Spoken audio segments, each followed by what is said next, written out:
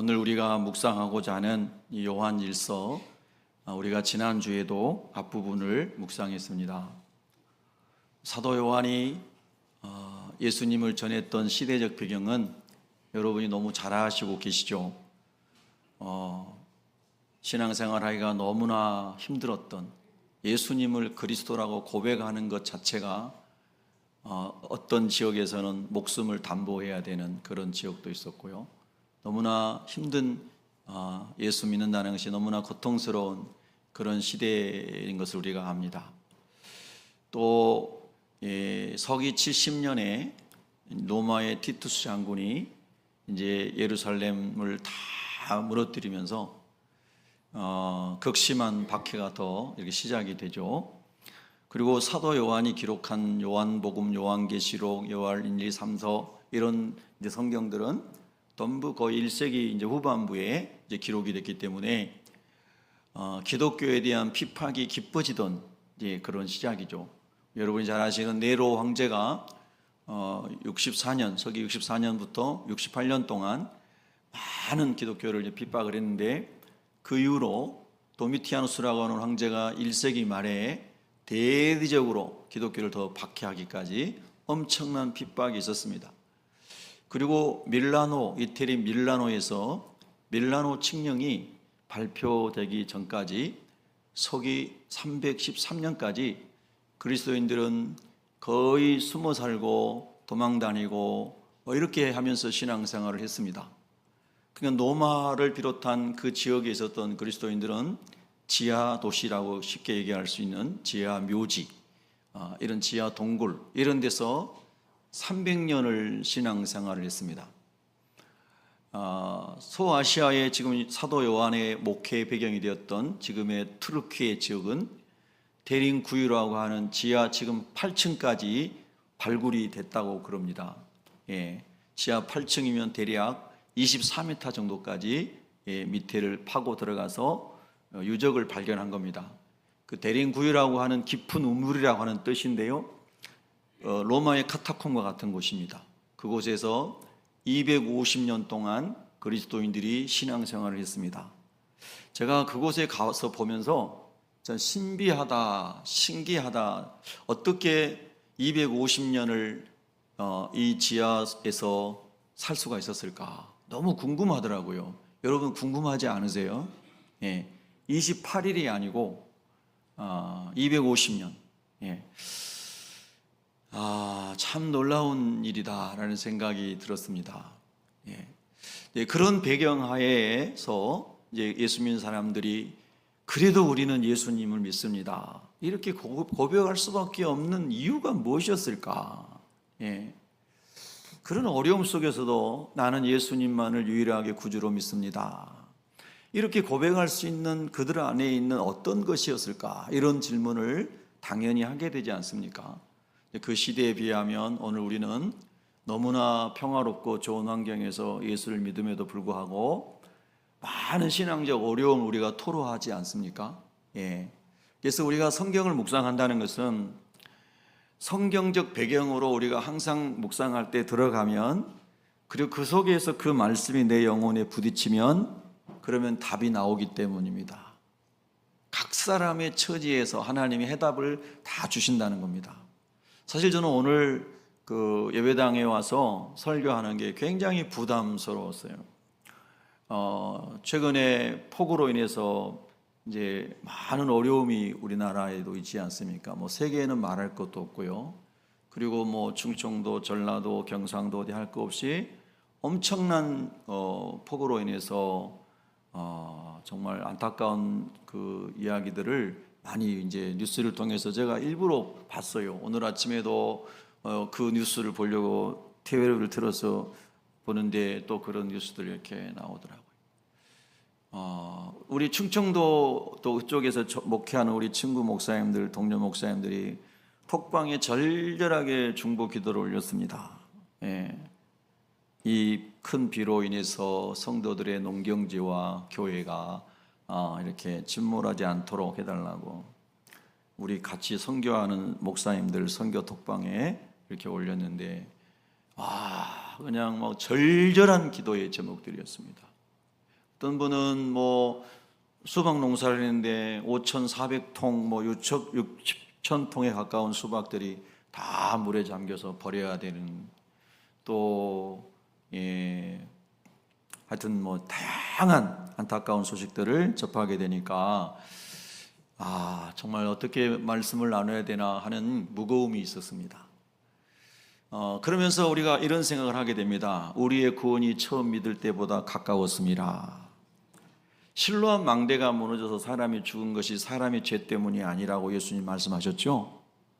그래서 이 역사 속에서 자연재해나 여러 가지 사건을 통해서 사람들이 갑자기 죽어갈 때에 우리는 항상 땅의 삶에 대한 관심이 많지만 우리 하나님은, 예수님은 자꾸 영혼에 대한 이야기를 하셨어요. 이 땅의 삶은 정말로 너무너무 고통스러워도 어쨌든 여기 말씀드리기가 너무 죄송합니다마는 너무 큰 고통 가운데 있는 분들에게 너무 죄송합니다.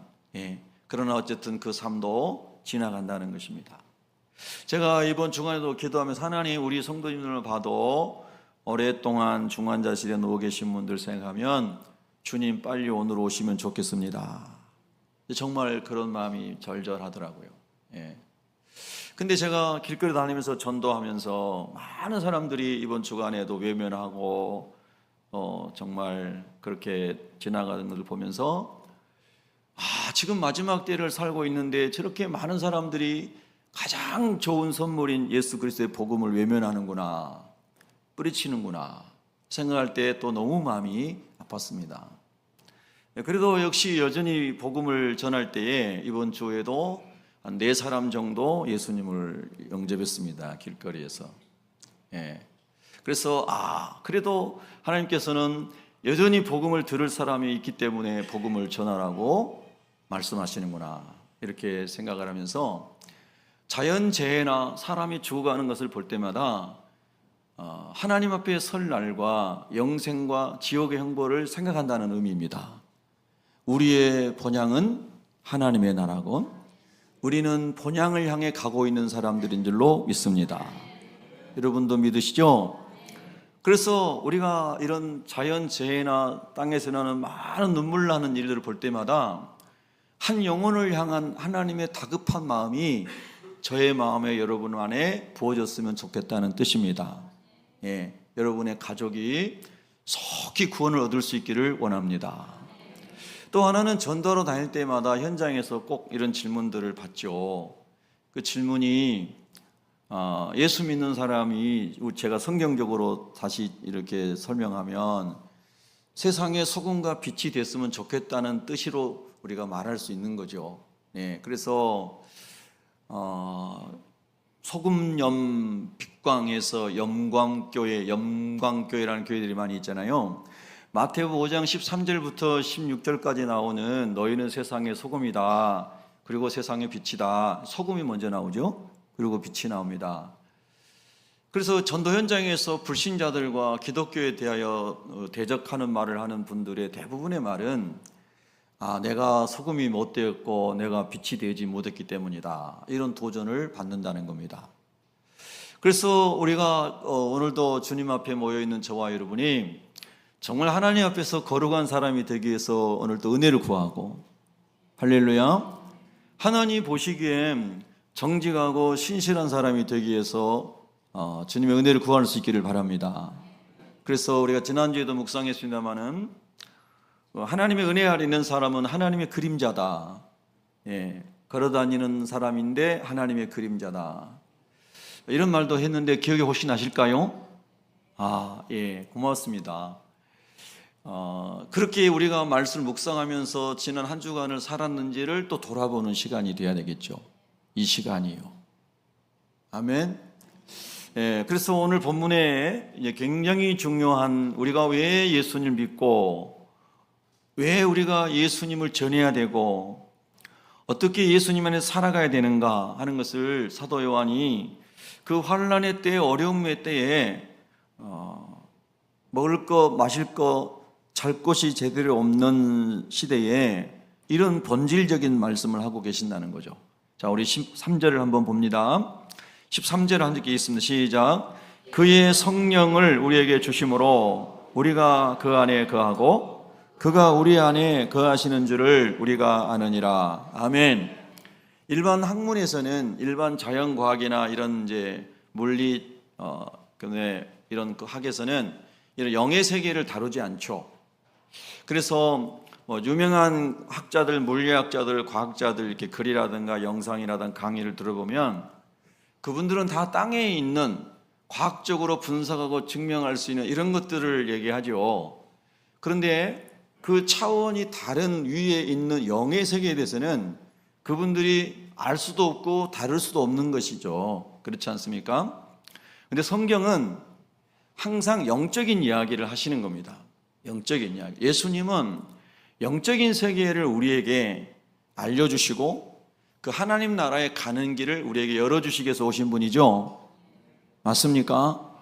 그래서 우리 교회 다니는 예수를 그리스도로 믿고자 하거나 믿고 있는 사람에게 정말 중요한 주제는 성령입니다. 성령.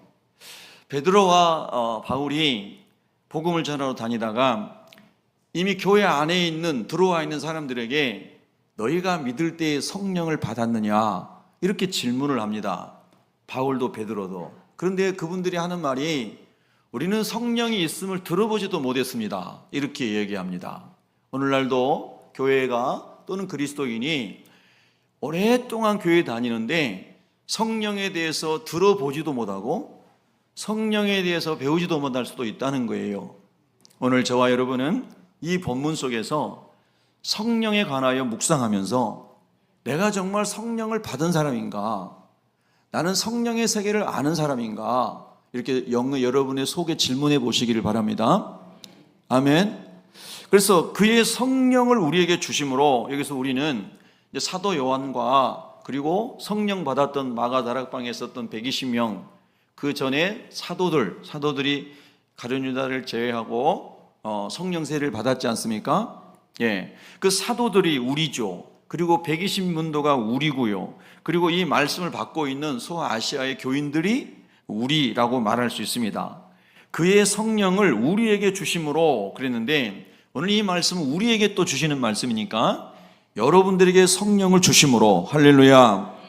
우리가 그 안에 거하고 우리가 하나님 안에 예수님 안에 거하고 그리스도인은 그리스도께 속한 자라고 하는 말이잖아요. 크리스찬이라는 말이 그리스도께 속한 사람이라는 뜻이지 않습니까?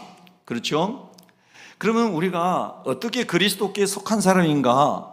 성령이 우리에게 임해서 예수가 그리스도인 것을 알고 예수가 그리스도로 믿어지고 그 예수를 그리스도로 주인 삼은 그 사람이 이제 그 안에 거하게 되고 그가 우리 안에 거하신 줄을 우리가 아느니라 그랬습니다.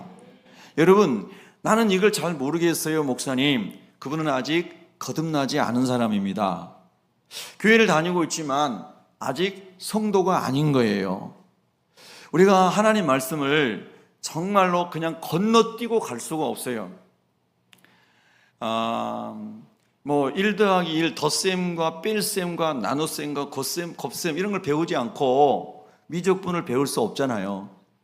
우리가 신앙생활 할 때 정말 성경이 말씀하시는 이 가장 본질적인 내용을 건너뛰고 하나님 안에 들어갈 수가 없는 겁니다. 할렐루야. 그러니까 교회를 오래 다녔다고 해서 우리가 하나님 안에 있는 것이 아니에요. 성경 말씀 안에 있는 그리스도 예수를 성령으로 말미암아 만나고 그분이 내 안에 거하시고 내가 그분 안에 있을 때에 우리가 성도가 된 겁니다. 하나님의 자녀가 된 것입니다. 할렐루야. 그것을 이제 사도 요한이 말씀하고 있습니다. 우리가 성령이 그의 성령을 하나님께서 성령을 우리에게 부어주심으로 우리가 하나님 안에 거하고 예수님 안에 거하고 성령 안에 거한다는 것을 말하고 있습니다. 신학자들은 계속해서 논쟁하고 토론하고 정리해온 주제 중에 하나가 성령론입니다. 신학에서는 성령론이라는 것을 가르칩니다. 그런데 어느 교파에서는 성령의 역사는 사도행전 2장에서 끝났습니다. 이렇게 하고 오늘날은 성령의 역사가 없습니다. 이렇게 가르치는 교단들이 많습니다. 특별히 옛날에는 장로교단들이 그랬죠. 지금도 신학적으로는 많은 장로교단은 사도행전에서 성령 역사는 끝났다고 가르쳐요. 그러나 지금 많은 또 목사님들은, 장로교 목사님들은 내가 성령을 체험했기 때문에 내가 속한 교단은 교리가 그렇지만 실제로 성령은 지금도 역사합니다, 이렇게 인정하고 체험하고 목회하는 분들이 많으시죠. 예, 여러분 잘 주의하여 들으시기 바랍니다. 예, 저는 장로교 출신입니다. 장로교 합동에서 자랐습니다. 그런데 저는 성령 세례를 6학년 때 받았거든요. 그러니까 누가 뭐라고 해도 성령은 지금도 역사하신다고 확신하는 사람입니다. 예, 할렐루야. 저희가 체험하면 알지 않습니까? 예, 그러니까 수많은 신학자들이 성령은 지금 역사하지 않는다라고 성경적이지 않는 얘기를 해도 여러분이 절대 속으면 안 됩니다. 그 사람이 무슨 하버드 나왔다고, 그 사람이 어디 대단한 학교 나왔다고 다 소용없는 거예요. 하나님의 영은 우리의 지식의 차원을 넘어선 곳에 있습니다. 할렐루야. 그러니까 세상의 학문을 아무리 공부해도 성령을 체험하지 않는 사람은 성령의 세계를 모르는 겁니다. 겸손하게 마음을 열고, 그러면 어떻게 하면 됩니까? 네, 사도 바울도 베드로도 너희가 회개하여 성령을 선물로 받으라. 너희가 회개하면 성령을 선물로 받으리라. 할렐루야. 그렇게 말씀하신 거예요. 근데 여러분 잘 생각해 보세요. 지금도 신학의 논쟁이에요. 성령 세례와 성령을 받은 것은 어떤 것이 다른가? 지금도 논쟁하고 있을 겁니다, 신학자들은. 근데 성경을 보면 이렇게 정리할 수가 있어요. 여러분 정말 예수님을 인격적으로 주님으로 모셨어요? 그걸 어떻게 할 수 있어요? 라고 누군가 질문하면 여러분 이렇게 대답할 수 있겠죠. 제가 예수님을 제 마음의 구세주로 모시고 제 삶의 주인으로 모신 것은 이렇게 설명할 수 있습니다. 예전에는 저의 삶의 기준이 제가 배운 지식이나 제가 세상에 돌아간 어떤 규칙이나 내가 가지고 있는 어떤 가치관이나 이런 것들이 내가 살아가는 삶의 기준점이었습니다. 죄를 보는 것도, 어떤 것을 분별하는 것도 나름대로의 자기의 가치관, 자기의 세계관, 자기의 물질관, 자기의 생명관이 사람마다 있지 않겠습니까? 여러분 없으신가요? 다 있으시잖아요. 누군가에게 영향을 받은 거죠. 그런데 성경 안에 있는 진리가, 아델레이아, 변하지 않는 진리가 나의 삶의 모든 기준점이 되었습니다. 내 삶의 모든 준거 틀이 되고 내가 결정하고 생각하고 판단하는 모든 것의 기준은 하나님의 말씀이 되었습니다. 그래서 내가 이 말씀을 벗어날 때는 이 말씀이 나에게 책망을 합니다. 사랑하는 아들아, 너 왜 하나님의 말씀을 벗어나서 살려고 해? 너 왜 미워하는 것이 살인이라고 그러는데 너 자꾸 미워하니? 시기하고 질투하는 게 죄라고 그러는데 너 왜 자꾸 시기하고 질투하는 거야? 이렇게 하나님의 말씀의 기준으로 성령이 여러분 안에 목소리를 내주고 성령이 여러분 때문에 탄식하고 성령이 저와 여러분 때문에 눈물 흘리는 게 느껴진다면 거듭난 사람이죠. 할렐루야. 근데 전혀 없는 거예요. 막 미워해도 도둑질해도 남에게 막 이렇게 악하게 해도 아무 죄책감이 없어요. 예수가 그 안에 없는 겁니다. 진리가 없는 거예요. 불신자입니다. 하나님 없는 사람이에요. 할렐루야. 그래서 성령은 진리의 영이신데 예수님이 진리라고 그러셨죠. 예수님 말씀이 진리죠. 그 진리의 말씀만이 저와 여러분 안에 기준점이 되어서 그 말씀에 이르지 못할 때는 성령께서 자꾸 회개하게 하시는 거예요. 할렐루야. 그런 것이 여러분 안에 이루어졌다면 여러분 예수님을 주인으로 모셔드린 거죠. 아멘. 할렐루야. 그렇습니다. 만약에 여러분 지금 영혼을 들여다보시고 그렇게 여러분 안에 주님의 말씀이 기준이 되고 주님이 주인이 되신 것을 여러분의 영혼이 인정할 수 있다면 여러분은 성령으로 그 마음을 이제 하나님 안에서 복을 받은 거예요. 그거를 고린도전서 12장 3절에 이제 사도 바울이 성령이 아니고서는 예수를 주로 고백할 수 없다라고 말씀하신 성령이 저와 여러분의 마음을, 누디아의 마음을 주께서 열어주사 말씀이 들어오게 하신 것처럼, 할렐루야, 우리의 마음을 열어주셔서 저와 여러분이 하나님 말씀을 받아들이게 하신 겁니다. 그게 성령이 여러분에게 임하신 거예요. 자, 제가 다시 한번 여러분 묻습니다. 여러분 예수님을 구주로 모셨어요? 여러분 성령이 여러분 안에 계십니까? 근데 목사님이 얘기하니까 아멘 하는 거지 잘 모르겠어요. 그런 분도 있을 수 있죠. 지금 손 들고 이야기하고 싶은데. 근데 여러분 정말 마귀가 역사하는 영적인 굉장히 그런 현장이 있잖아요. 그러면 바로 압니다. 제가 예전에도 그런 말씀 드렸는데, 저는 귀신 사역을 엄마 따라다니면서 어릴 때도 많이 보고 또 저도 많이 하고 그랬는데요. 우리 누나가, 여러분 아시는 분 아시죠? 우리 손성희 목사님, 우리 누나가 고등학생 때 그 교회에 귀신 들린 사람이 있었어요. 예, 낙원 성결교회에 귀신 들린 사람이. 귀신 들린 사람을 놓고 목사님이 교회 2층에, 교회가 1층인데 교회 2층에 사택이 있었어요. 옛날 교회들이 다 그랬죠. 그래서 이제 이렇게 귀신 들린 사람을 놓고 기도를 하는 거예요. 귀신 쫓아내는 기도를 합니다. 근데 꼭 그런 기도를 하면은 이제 목사님들께서 이런 얘기를 하시죠. 믿음이 없는 사람을 두르지 마세요. 그런 얘기해요.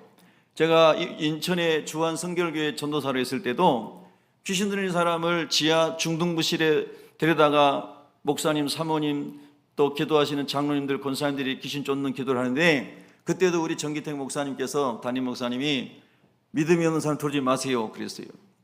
귀신이 그 사람한테 올라와 간다고. 실제로 그런 일이 있습니다. 그런데 저는 이제 신학교 1학년이었는데 얼마나 믿음이 충만하겠어요. 막 제가 목사님보다 믿음이 더 좋은 걸 착각하고 막 이럴 때잖아요. 예.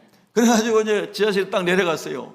그랬더니 교회 음악 전공하는, 성악 전공하는 우리 학교 1학년 학생이 같이 들을래요. 경상도 진주 출신인데, 그래서 목사님이, 사모님이 뭐라고 하셨던 것 같아요. 너도 괜찮겠냐고. 막 귀신, 경상도 사투리 멋지게 하면서 막 주개 빈다고 막 이런 식으로 하면서 막 두르더라고요. 되게 씩씩한 여학생이었던 것 같아요. 그래서 이제 들어와가지고 막 그 기도를 하는데 귀신이 떠나가는 거예요. 할렐루야. 근데 여러분 귀신이 뭐라 한 줄 아세요? 그때 우리 누나한테는 우리 이모님이 목사님 사모님이셨는데 그렇게 말씀하시더라고요. 저 고등학생에도 성령이 계시다고. 귀신 들린 사람이 얘기하는 거예요. 귀신 들린 사람이. 저 학생 안에도 성령이 계시다고. 귀신은 영적 세계를 알아요, 몰라요? 알아요. 예수님이 하나님이신 거 알았잖아요. 그래서 귀신도 알아보는 거예요. 그래서 우스갯소리로 여러분 안에 성령이 계신지 안 계신지 모르겠으면 귀신 점치는 사람한테 가가지고 물어보라고. 우스갯소리라고 그랬습니다. 예. 여러분 정말로 영적인 세계가 분명히 존재한다니까요. 분명히 존재해요. 성경은 계속 영적인 세계를 우리에게 말씀하시는 거예요. 하나님의 나라를 말씀하시는 거예요. 예수님은 시종일관 하나님 나라를 말씀하시고, 예수님 시종일관 여러분 영적 세계를 설명하신 겁니다. 성령이 역사하시는 세계와 귀신이 역사하는 세계를 설명하신 거예요. 여러분 이 문턱을 저는 넘었고, 여러분이 혹시 아직 그 성령을 모르신 분들은 이 문턱을 넘어야 사실 거듭나는 겁니다. 교회 오래 다니면 교회를 알죠. 교회 시스템은 이렇더라. 교회는 직제가 이렇더라. 뭐 그런 거예요. 교회 다니면 다 알지 않습니까? 그러나 구원과 아무 상관이 없어요. 그거는 예수 그리스도를 구주로 믿어야 되는데, 성령이 여러분에게 예수님이 구주라는 것을 믿어지도록 역사하시는 거예요. 할렐루야. 그래서 그렇게 예수님이 인격적으로 구원자로 주인으로 모셔들어지고, 하나님 말씀이 여러분이 기준이 돼서 내가 잘못했으면 주님 회개합니다, 용서를 구합니다, 주님 불쌍히 여겨주세요, 세리와 같이 이렇게 하는 사람은 그 구원 얻은 사람이에요. 근데 성령으로 세례를 받으라 할 때에 성령 세례는 또 다른 의미라고 저는 그렇게 받아들이고, 또 복음주의적인 많은 신학자들이 그렇게 정리를 합니다. 그럼 성령 세례는 뭔가? 성령 세례를 성령 충만이라고도 얘기해요. 원래 세례라고 하는 말이 밥티조라고 하는 헬라어가 이 물속에 완전히 잠기는 뜻이라고 그랬죠. 머리카락 2개 보여요, 안 보여요? 하나도 안 보여요. 완전히 물속에 들어가서 머리카락이 하나도 안 보일 정도로 확 잠긴 거를 밥티조라고 그래요. 물에 잠긴다는 뜻이에요. 그럼 예수님 시대의 세례는, 우리식으로는 세례라고 우리 요즘에 한국에서는 씁니다만은 늘 침례, 잠길 침자 한문으로 물속에 완전히 잠겼다는 겁니다. 그게 밥티조를 정확히 번역한 게 침례가 맞아요. 문자적으로는. 그래서 예수님 시대에는 다 요단강에서 완전히 들어가가지고 물속에 훅 들어갔다가 나왔어요. 맞죠? 지금도 요단강에 가면은요, 그 예수님 세례 받았던 곳에서 세례 받으려고 거기서 세례식 한 사람들이 있어요. 전 세계에서 와가지고요. 요즘엔 전쟁하니까 성지순례 거의 못 가지만은. 그래서 그렇게 완전히 잠겼다가 나오는 것은 내가 예수님 안에서 옛사람이 장사되었습니다. 육체와 함께 죄와 욕심, 탐심 모든 것들이 십자가에 못 박혔습니다. 내가 그리스도와 함께 죽고 이제 그리스도와 함께 살기를 원합니다. 이런 신앙 고백이 성령으로 되어지는 사람이 침례를 받았던 거예요. 세례를 받았던 겁니다. 할렐루야. 여기 계신 분들 대부분 세례 받으셨죠? 세례 받으셨나요? 그 세례의 의미가 그거였어요. 예수님, 제가 하나님의 말씀을 모를 때는 이것이 죄가 아닌 줄 알았는데 내가 속으로 남을 미워한 게 무슨 죄입니까? 속으로? 말로도 한 거 아닌데, 그 사람 앞에서 한 것도 아닌데, 내가 속으로 남을 미워하고 속으로 질투하는 게 무슨 죄입니까? 드러나지도 않았는데. 세상에서는 민영사상 아무 죄가 아니잖아요. 맞죠? 남의 보석가에 가가지고 이렇게 보면서, 야, 저거 주인만 없으면 내가 한 10개 가져가는 건데. 근데 안 가져갔어요. 절대 체포 안 당합니다. 그렇죠? 근데 하나님의 기준에서는 어떻게 돼요? 이미 체포된 거예요. 아멘. 그러니 여러분, 하나님의 기준이 얼마나 놀라운 것입니까? 여러분, 우리가 하나님 믿는다는 건 뭔지 잘 생각하시기 바랍니다. 아멘. 예.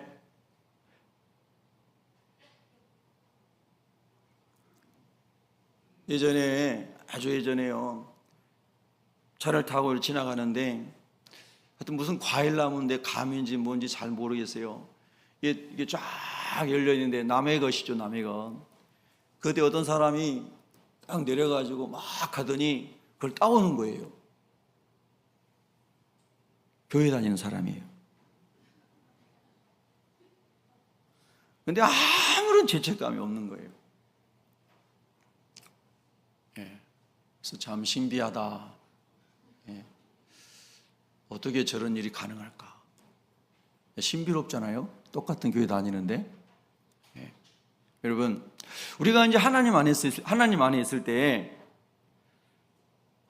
정말 놀라운 기준의 변화가 일어나는 거예요. 아멘. 자, 그래서 성령으로 충만하게 되면은 우리의 지성과 감성과 의지까지 하나님의 말씀으로 100% 통치를 받는 상태가 성령 충만이에요. 그러니까 하나님의 다스림을 말하는 거예요. 성령은 물질이 아니잖아요. 이 물컵에 물이 풀로 찬 것이 충만히 된 물질 세계에서는 스포이드로 물을 더 해가지고 막 해가지고 가득히 찼다 눈에 보일 때요, 이거 가득 찼네, 충만하네. 성령 충만은 그런 의미가 아니고, 성령 물질이 아니에요. 성령 하나님이세요. 할렐루야. 성령이 하나님의 말씀으로 우리의 생각과 우리의 마음과 우리의 언어와 우리의 행동과 모든 것을 하나님이 원하신 대로 완벽하게 통치하는, 우리로 말하면 완벽하게 통치된 상태, 그게 성령 충만한 상태입니다. 할렐루야. 그래서 존 웨슬리가 성령 세례를 받고 나서 내가 순간적 성화, 순간적 성령 충만을 경험했다고 고백한 겁니다. 그걸 그리스도인의 완전이라고 말했습니다. 존 웨슬리는 감리교의 창시자잖아요. 근데 이 순간적 성화를 경험했을 때에 죄와 아무 상관없는 상태의 순간적이지만 그 상태에 영광스러운 상태에 임재해 있는 거예요. 할렐루야. 우리 찬양팀 이름이 파루시아입니다. 파루시아. 제가 지어줬어요. 파루시아라고. 파루시아는 하나님의 임재 그리고 예수님의 재림 이런 거를 얘기하거든요. 임재의 마지막 결론은 주님의 재림이죠. 그래서 제가 배웠던 우리 선생님이 논문 제목이 파루시아거든요. 예수님의 재림에 관한 거. 그분의 석사 논문이 파루시아입니다. 그래서 저는 우리 교회 찬양할 때도 하나님 임재가 우리 가운데 임하기를 원합니다. 우리 예배 중에 하나님 임재가 있기를 원합니다. 성령의 임재가 있기를 원합니다. 근데 그 임재가 충만하게 임하기를 원합니다. 우리의 지성과 감성과 의지를 송두리째 압도할 수 있는, 그런 완전히 압도할 수 있는 성령의 기름 부으심이 임하게 하여 주시옵소서. 저와 여러분이 그렇게 기도하고 예배를 드려야 됩니다. 아멘, 할렐루야. 그렇게 압도당하여 성령의 말하게 하심을 따라 말하기를 시작하니라. 성령 충만한 세례를 받았던 마가다락방의 사람들의 결론이 성령이 말하게 하심을 따라 말하기를 시작하니라. 할렐루야. 저와 여러분이 하루 이틀 일주일 살아가면서 항상 모든 말이 성령이 말하게 하심을 따라 말할 수 있다면 성령의 충만함으로 입술이 쓰임받은 겁니다. 우리가 행하는 발걸음과 하는 모든 것이 성령이 하게 하심을 따라 가고 성령이 멈추라는 데를 멈추고 성령이 가라는 데를 갈 수 있었다면 성령 충만한 삶을 산 거죠. 할렐루야. 성령 어떤 사람이 방언 받아가지고 할렐루야 해서 성령 충만하다. 그 사람이 열매를 어떻게 맺는가를 보면 성령이 충만한지 순간에 성령의 은혜를 체험한지를 분별할 수가 있습니다. 할렐루야. 하나님의 성령이 임해서 방언하고 통변하고 예언하고 은사를 다 해도 그 은사는 은사의 은사인 것이고 그 사람 안에 성령의 열매와 성령의 통치가 없으면 성령 충만한 상태가 아닌 겁니다. 분별할 수 있기를 바랍니다. 할렐루야. 그래서 하나님은, 예수님은 그 나무는 그 열매로 아느니라. 우리가 예수 그리스도 안에 포도나무에 접붙임을 했으면 그러면 우리가 당연히 예수님 안에 있는 열매를 맺어야 너가 예수님과 접붙여졌구나, 너가 예수님 안에 있구나 하는 것을 안다는 뜻입니다. 할렐루야. 우리 사랑하는 새벽교회 성도 여러분, 오늘 그 하나님의 성령께서 저와 여러분을 압도적으로 임하심으로 말미암아 우리 성령의 사람으로 일으켜 주시기를 축복합니다. 성령 세례를 받기를 사모합시다. 그래서 사도 바울도 성령 세례 받았지만 그렇지만 자기 막 혈기도 일어나고 그래서 막 바나바하고 심히 싸우고 막 이랬어요. 혈기가 일어나는 겁니다. 그래서 사도 바울이 무시로 성령 안에서 기도하라. 성령을 소멸하지 아니하도록 기도하라. 할렐루야. 오늘 저와 여러분이 그런 은혜가 있기를 축복합니다. 우리 옆 사람에게 축복합니다. 성령 세례 받기를 원합니다. 예. 성령의 세례를 받고 성령 안에 기도하고 성령 안에 말씀을 붙들었던 1세기, 2세기, 3세기, 4세기의 그리스도인들은 제가 처음에 말씀드린 것처럼 그 견딜 수 없는 환경 속에서도 믿음을 지키고 광야에서 기도하고 예배하고 승리한 줄로 믿습니다. 예, 그렇습니다. 자, 14절 봅니다. 14절. 아버지가 아들을 세상의 구주로 보내신 것을 우리가 보았고 또 증언하노니, 구주로 오신 예수 그리스도를 사도 요한이 보았고 요한복음에서는 우리가 만졌고 그분이 행하신 것을 우리가 같이 행했고 그분의 증인입니다. 할렐루야. 오늘 우리는 성령 안에서 이것을 동일하게 하나님이 체험하게 하신 줄로 믿습니다. 계속 성경 우리에게 도전합니다. 너희가 하나님이 약속하신 성령을 받아라. 성령을 받으면 너희가 그 예수님 제자들이 경험했던 은혜를 너희도 경험하게 될 것이다. 그 능력을 받게 될 것이다. 얼마나 좋은 하나님의 축복입니까? 15절 봅니다. 누구든지 예수를 하나님의 아들이라. 그 당시에 사람들은 영지주의에 빠지고 또 다른 그 이단에 빠져서 예수님이 그냥 인간일 뿐이다, 하나님이 아니다, 이런 이단이 있었고, 예수님은 영으로 잠깐 보였을 뿐이고 그리고 육이 없는 존재다, 뭐 등등등 많은 이단이 있었습니다. 그런데 성경은 예수님은 참 사람의 모습으로 오셨고 참 하나님 되십니다. 할렐루야. 그렇게 성경은 말씀하고 그 예수님을 만났던 제자들이 증언하고 있다고 하는 말씀이죠. 그래서 우리가 보았고 또 증언하노니 누구든지 예수를 하나님의 아들이라 신하면 하나님이 그의 안에 거하시고 그도 하나님 안에 거하시느니라. 여러분도 그렇게 믿음으로 고백하십니까? 여러분 안에 예수님이 거하심을 믿습니다. 여러분 오늘 밤에 주님 오신다고 하면은, 오늘 밤에 여러분이 하나님께 부름받는다 하면은 천국 갈 수 있는 확신이 있으십니까? 이것이 우리에게 제일 중요합니다. 아까도 말씀드렸습니다는 수박 수천 통을 이 폭우에 다 잃어버린 분의 마음이 얼마나 아프겠습니까? 근데 그분이 인터뷰하시는 거 보는데 참 그래도 마음을 잘 지키시더라고요. 마음을 너무 잘 지키시더라고요. 예. 참 마음 지키는 게 너무 중요합니다, 여러분. 뭐든 지킬 만한 것 중에 내 마음을 지키라. 젖소를 목축하는 우리 그 시골 어르신 그 다 젖소가 물에 떠다니고 막 이러고, 그 다음에 오리를 나중과 전라도에 오리 농사를 몇만 마리 하는 사람 오리가 다 죽어가지고 막 이러고 뉴스 보셨죠? 얼마나 기가 막히겠습니까? 경상도 산청에 어디에 막 그냥 사방에서 막 진짜 너무너무 기가 막힌 거예요. 근데 여러분, 그런 모든 눈물 나고 기가 막힌 상황 속에서도 우리가 우리의 마음을 지킬 수 있는 것은 우리의 집이 하나님 나라에 있고 우리의 소망이 천국에 있고 주님이 우리를 버리지 아니하시고 주님께서 피할 길을 주시고, 할렐루야, 여러분이 성령 안에, 성령이 여러분 안에 그하심으로 말미암아 하나님이 세상이 줄 수 없는 평안과 위로를 또 주시기 때문인 거죠. 할렐루야, 얼마나 감사한지 몰라요. 그래서 16절에 이렇게 나옵니다. 16절 너무나 중요합니다. 함께 읽습니다. 시작. 하나님이 우리를 사랑하시는 사랑을 우리가 알고 믿었노니 하나님은 사랑이심이라. 사랑 안에 거하는 자는 하나님 안에 거하고 하나님도 그의 안에 거하시느니라. 아멘. 우리 아멘 크게 합니다. 아멘. 여기서 아주 중요한 말이 알고 믿었노니입니다. 여러분, 예수를 성령으로 아시기를 바랍니다. 그분을 만나시기 바랍니다. 하나님, 나는 잘 모르겠어요. 우리 권사님은 막 하나님 만났다 그러고, 우리 장로님도 하나님 만났다 그러고, 우리 집사님도 하나님 만났다 그러고, 나보다 예수 늦게 믿은 집사님도 하나님 만났다 그러는데 나는 잘 모르겠어요. 그런 분은요, 정말 하나님께 기도하셔야 돼요. 하나님, 처음 된 자가 나중 될 자가 많다고 그랬습니다. 나중 된 자가 먼저 될 자가 많다고 그랬습니다. 하나님, 나는 교회 다닌 지 오래되고 직분도 받고 그랬는데 성령 받은 적이 없습니다. 나는 이 말씀 앞에 알고 믿었노니 이 말씀 앞에 아멘 할 수가 없습니다. 하나님, 불쌍히 여겨 주시옵소서.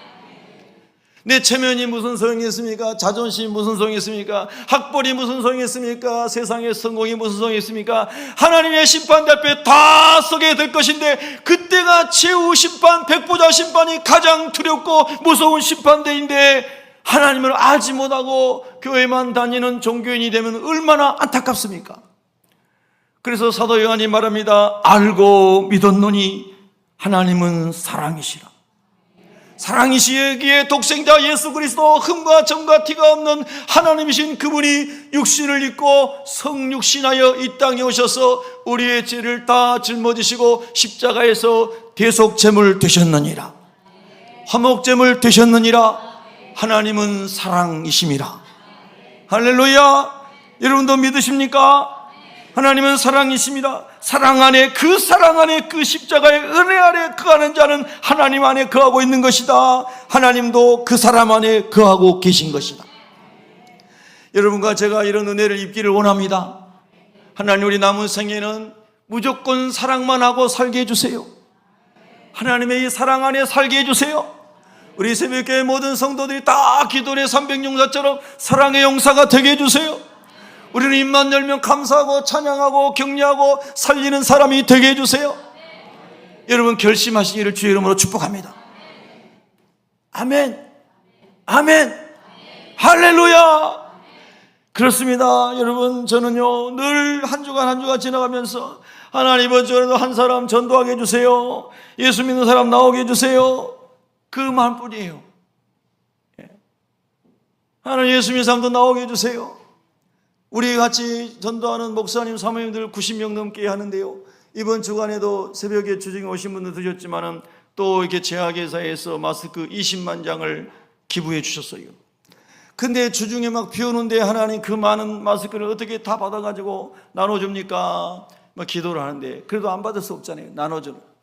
근데 막 그렇게 폭우가 쏟아지니 마스크 배달 트럭 3대로 왔는데요, 우리 교회 앞마당에 왔는데 비가 잔잔해졌어요. 이슬비처럼. 그리고 막 여기저기서 목사님들이 차가 가져와서 차를 대고 트럭 한 대 내릴 때마다 얼른 각자 차에다 넣어가지고 아주 그냥 비 안 맞도록 합시다 하고 작전을 다 짜가지고 시행을 하는데, 야, 완전히 그냥 전투작전 같더라고. 근데 그 차들이 다 세울 데가 없어요. 멀리 세우면 또 안 되잖아요. 물르는 바로바로 해야 되는데. 그래서 제가 여기 가구점 앞에 거기 가가지고 가구장 주차해서 머뭇거렸어요. 이렇게 차마 들어가지는 못하고. 그랬더니 가구점 사장님이 나오셔가지고, 아, 목사님 오늘 무슨 행사 있는가 봅니다. 교회 마당에 차가 많네요. 우리 여기다가 차를 다 대세요. 그러네요. 우리 하나님은 제 마음을 다 아시고 그냥 제가 들어가기도 전에 사장이 나오셔가지고 여기다 다 대래요. 그래서 첫 번째 박스는 그 집에다 갖다 드렸습니다. 할렐루야. 얼마나 감사한지 몰라요. 그래서 20만 장을 다 배달했습니다. 우리 교회는 한 박스도 안 남겨놓고 다 줬습니다. 그랬더니 우리 권사님, 우리 목사님 인심이 많아가지고 우리 교회는 한 남겨 안 남겨놓고 다 줬다고 그러더라고요. 그래서 또 누가 달라고 또 전화 왔어요. 그래서 제가 어제 토요일인데 가가지고 2시간 운전해가지고 또 15박스 가져왔습니다. 제가 오가면서 하나님 심부름 잘하겠습니다. 하나님께서 마음에 감동을 주시고 힘을 주실 때 열심히 심부름 하겠습니다. 그런 마음으로 했습니다. 여러분, 우리 죽을 때까지 사랑만 하고 나눠주고 살리고 그렇게 살아갈 수 있기를 바랍니다. 그러면 그런 힘의 원천이, 그런 자원함의 원천이, 그리고 막 이슬비지만 그래도 다 그것 하는 동안에 계속 비를 맞았더니 몸이 으스스해가지고 옷이 다 젖었어요. 집에 가서 이제 옷 갈아입고, 그때가 무슨 수요일이었나요? 잘 모르겠는데 저녁 예배 또 해야 되니까 오고 그랬어요. 근데 물에 빠진 시향지꼴 됐지만은 그래도 마음은 진짜 기쁘더라고. 예. 알고 믿으면 하나님 우리를 기쁨의 삶으로 인도하시고, 알고 믿으면 성령께서 우리를 통하여 기쁜 일을 이루실 줄로 믿습니다. 저는 오늘 본문 속에서 17절을 우리 저와 여러분이 깊이 17절, 18절을 묵상하기를 원합니다. 17절 한번 읽습니다. 시작. 이로써 사랑이 우리에게 온전히 이루어진 것은 우리로 심판날에 담대함을 가지게 하려 함이니 주께서 그러하신 것 같이 우리도 이 세상에서 그러하니라. 사랑 안에 두려움이 없고 온전한 사랑이 두려움을 내쫓나니 두려움에는 형벌이 있음이라. 두려워하는 자는 사랑 안에서 온전히 이루지 못하였느니라. 할렐루야. 여러분, 이 말씀이 영혼에 부딪힐 수 있기를 바랍니다. 모든 사람은 하나님의 백보자 심판 앞에 선다고 요한계시록에 기록했습니다. 백보자 심판대는 완전한 심판대입니다. 세상의 심판은 공정할 수도 있고 공정하지 않을 수도 있고, 세상에는 여러 가지 불완전한 것들이 많지만 하나님의 심판은 완전한 줄로 믿습니다. 기준이 완전합니다. 심판하시는 심판주가 완전하십니다. 할렐루야. 근데 저 같은 사람이 하나님의 심판대 앞에 서야 되는 거예요. 얼마나 일생을 살아가면서 죄목이 많겠습니까? 생각으로 지은 죄도 다 지은 죄인데요, 마음으로 품은 것도 다 지은 죄인데요, 시기 질투 미움도 다 살인이고 다 그런 건데요, 욕하는 것도 지옥불에 떨어지는 거라고 그랬지 않습니까? 마태복음 5장 22절에. 그러면 하나님의 기준에서 볼 때 하나님의 백보자 심판대 앞에서 자유로울 사람이 있겠습니까? 두렵고 두렵지 않을 사람이 있겠습니까? 떨지 않을 사람이 있겠습니까? 누가 그 하나님 앞에 감히 설 수가 있겠습니까? 그래서 요한계시록 6장에 보면은 왕들도 군왕들도 장군들도 자주자들도 그리고 이 서민들도 그 누구도 설 수 없다. 어린 양의 진노에서 하나님의 심판 앞에서 아무도 능히 피할 자가 없다. 그런 줄로 믿습니다. 근데 7장에 갔더니 그 심판, 이 땅의 심판이 일어나고 막 이 아마겟돈 전쟁, 마지막 전쟁이 일어나고 많은 사람이 막 마지막 날에 이 들림 받아서 올라오는데 장로들이, 하늘의 장로들이 묻기를 저 사람들이 누굽니까? 그랬더니 어린 양의 피로 씻음 받아서 세마포 흰옷을 입은 사람들이 쫙 하나님 나라로 올라간다는 거예요. 믿으시면 아멘. 할렐루야. 여러분, 우리가 이 세상의 법정에 갔을 때도 법정에 가면은 김앤장 변호사나 태평양 변호사나 어느 변호사나 유명한 법무법인의 변호사들을 돈을 많이 주고 쓰면은 승소할 확률이 높다고 그러지 않습니까? 그러니까 돈을 많이 써서 고위법관, 고위검사 출신들 변호사를 많이 가서 변호사 가지고 승소하려고 합니다. 그런데 여러분, 하나님의 법정에서는 다 소용없는 짓입니다. 할렐루야. 그들도 하나님의 심판대 앞에 서야 되기 때문입니다. 모두가 다 하나님의 심판대 앞에 서야 됩니다. 할렐루야. 하나님의 심판대 앞에서 두려워 떨지 않을 사람이 아무도 없습니다. 여러분, 믿으시면 아멘. 그런데 떨지 않을 사람이 여기 있습니다. 여러분입니다. 할렐루야. 우리의 변호사가 계십니다. 하나님의 심판대 앞에서 우리를 변호해 줄 분이 계십니다. 그분이 예수 그리스도이십니다. 할렐루야. 제가 지은 죄가 너무 많은데 백보자 심판대 서가지고 부들부들 힘들고 막 어찌할지를 모르고 있는데 우리 예수님께서 하나님 아버지께 말씀하십니다. 하나님 아버지, 저 손성기라는 자는 악독하기 짝이 없는 자이지만은 예수 그리스도의 보혈을 의지하여 아버지께서 약속하신 대로 죄가 다 씻어져서 죄가 다 용서돼서 하나님이 용서해 준 사람입니다. 할렐루야! 그리고 우리 예수님께서 저의 변호사가 되시고 여러분의 변호사가 되셔서 우리가 예수 이름으로 죄 씻음 받고 하나님의 자녀가 돼서 천국에 들어간 줄로 믿으시기 바랍니다. 할렐루야!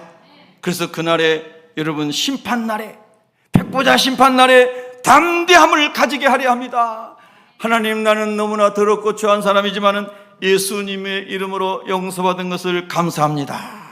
그래서 요한복음 8장 32절에 진리를 알지니, 예수를 알지니 진리가 너희를 자유케 하리라. 죄에서, 사망에서, 심판정에서 너희를 자유케 하리라. 할렐루야! 얼마나 감사해. 여러분 옆 사람 축복합니다. 축복합니다. 축하합니다.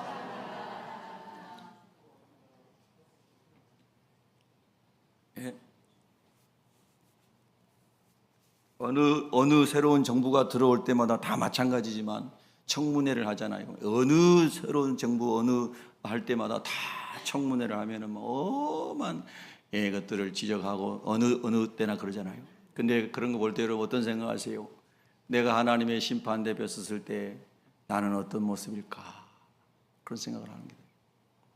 여러분, 순간순간 주님을 의지하시기 바랍니다. 예수님, 불쌍히 여겨주세요. 저 세리와 같은 사람입니다. 저 레이와 같은 사람입니다. 삭개오 같은 사람입니다. 주님, 나를 불쌍히 여겨주세요. 나 가늠하다 현장에 잡힌 여인과 같은 사람입니다. 하나님 불쌍히 여겨주세요. 그리고 우리가 주님 앞에 회개하고 주의 피로 용서를 받으면은 심판날에 담대함을 가지게 될 줄로 믿습니다. 그래서 18절에 그럽니다. 사랑 안에 두려움이 없습니다. 하나님이 이루신 그리스도 예수의 십자가의 사랑 안에서 우리의 두려움이 떠나갔습니다. 불안이 떠나갔습니다. 염려가 떠나갔습니다. 할렐루야! 온전한 하나님의 사랑이 두려움을 내쫓았습니다. 두려워한 사람은 그래서 형벌이 있다는 뜻입니다. 예수가 없기 때문에 두렵다는 거죠. 사랑 안에 온전히 이루지 못했어요. 우리가 사랑하면 그가 먼저 우리를 사랑하였습니다. 누구든지 하나님을 사랑하노라 하고 그 형제를 미워하면 이는 거짓말하는 자니 보는 바 그 형제를 사랑하지 않는 자는 보지 못하는 바 하나님을 사랑할 수 없느니라. 오늘 이것은 우리의 적용점입니다. 여러분, 우리 서로 사랑할 수 있게 원합니다. 우리 새벽교회는 좋은 교회지만 앞으로도 더 좋은 교회가 되기를 원합니다. 하나님 함께 하셔서 우리 새벽교회 너무나 따뜻하고 사랑이 넘치고 그리고 격려하고 축복하고 항상 사람 살리는 교회라 소문이 여러분을 통해서 나시기를 바랍니다. 할렐루야! 그런 교회가 있단 말입니까? 와보세요! 우리 교회가 그런 교회입니다. 여러분이 그런 간증의 사람이 되기를. 예? 와 보라! 예수님께 와서 봐라! 그러면 예수님 만나면 너가 하나님 나를 볼 것이다 하고 와보라 하고 전도한 것처럼 여러분도 우리 교회 한번 와보세요. 아멘 안 한 사람들은 다 남의 교회니까 우리 교회 한번 와보세요. 우리 교회 오면 천국을 맛볼 수 있습니다. 우리는 다 겸손히 허리를 동이고 사랑하고 칭찬하고 사람 살리고 하나님의 성령으로 살아가기를 원하는 주님의 사랑 공동체입니다. 저가 그렇게 살고 여러분도 그렇게 사시기를 예수 이름으로 축원합니다. 우리 기도하